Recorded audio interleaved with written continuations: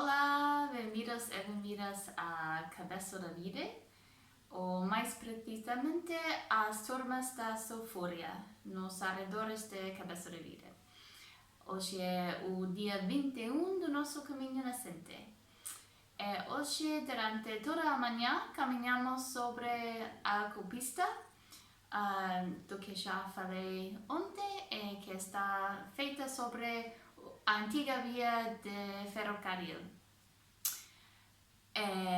Chegamos à vila de Cabeça da Vida e depois continuamos um pouco mais, 15 minutos mais, até Sulfúria, onde há termas balneárias. Pero não foi exatamente o que eu imaginava, porque, pelo que puedo saber, não há nenhuma piscina aqui onde se pode nadar solo para desfrutar. Este lugar é mais bem para tratamentos terapêuticos para pessoas que tenham vários tipos de doenças, pero não é uma praia no rio. Há tipo de piscina natural alimentada pelo rio, pero neste momento está praticamente baleira, não há quase nada de água nessa piscina.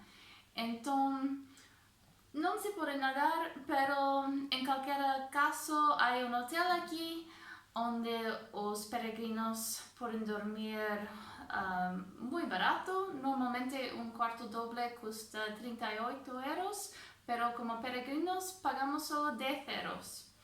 Então é muito bom desconto para os peregrinos e também há restaurante com uma terraça onde tomamos umas copas na tardinha e depois ceamos. Se eu soubera como era realmente este lugar, talvez continuaríamos até Alter do Chão hoje em vez de dormir aqui.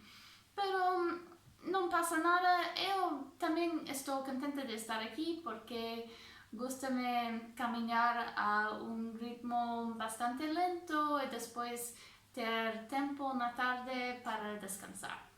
Então é isso que fizemos hoje e amanhã continuamos até Alter do Chão. Até amanhã!